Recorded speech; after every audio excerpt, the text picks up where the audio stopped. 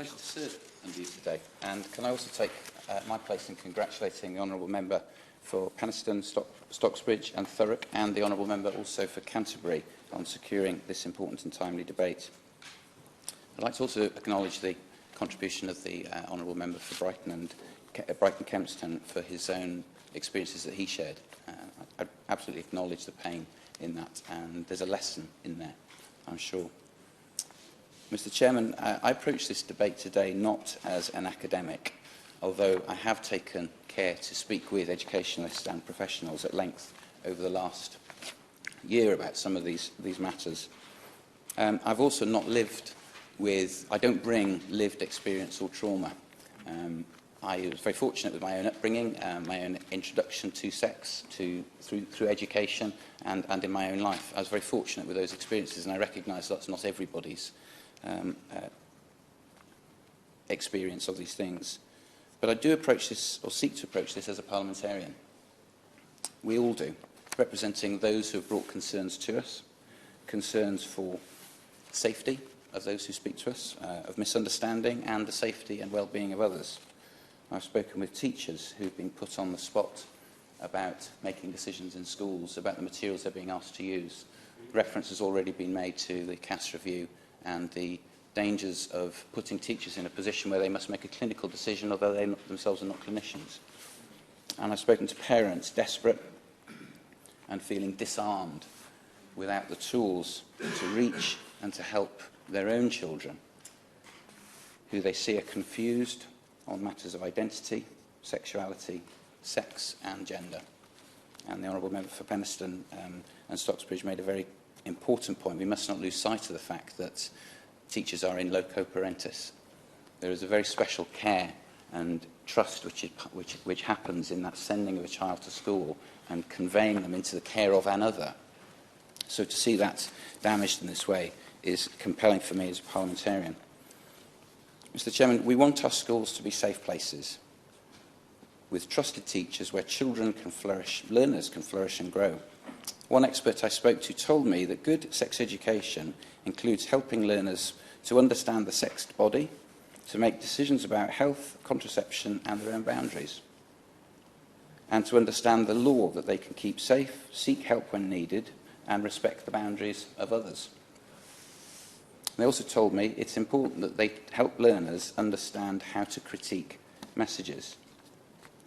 Now, I cannot add to the case laid out by the Honourable Member for Penistone and Stocksbridge in particular, that children and learners are being systematically exposed to inappropriate materials which confound and frustrate these three objectives.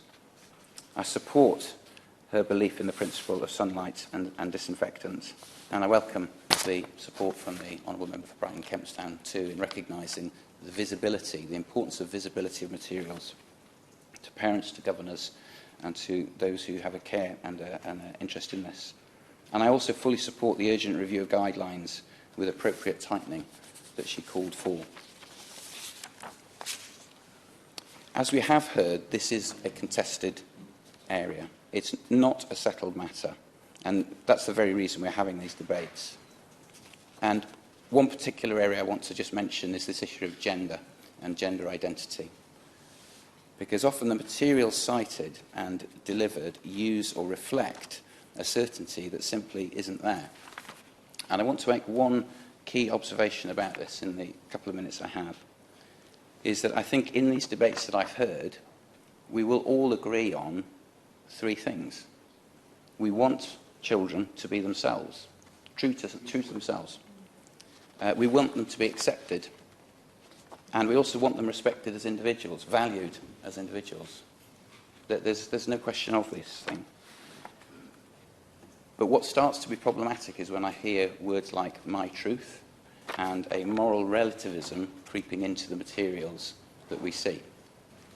Because this is existentialism, to give it a name, and anyone can look that up. And we can go back a long time to see the weaknesses in this and the risks associated with it. It was Søren Kierkegaard who outlined some of the risks and the conclusions of this form of thinking. He pointed out that actually the end of existentialism is three things. First of all, inauthenticity. And yet we said that one of our objectives is to be authentic. He said that alienation was another consequence of existentialism and a moral relativism. And yet we said we want children to be accepted, not outcast. And thirdly, he warned against the degradation of individuals into objects or things. And we've heard just now the Honourable Member for Thurrock talk about how sex is more than just gratification and the use of another person to satisfy our desires. It cannot be that we use a philosophy to deliver something which confounds its very purpose. If we seek true to self, acceptance and respect and value as an individual, we cannot use then a morally relativist approach which promises exactly the opposite of those things: inauthenticity, alienation, and the degradation of an individual to an object.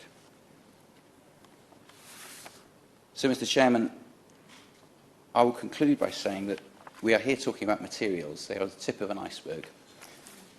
And the process of how they came about and the thinking behind these need the Minister's urgent review. Thank you.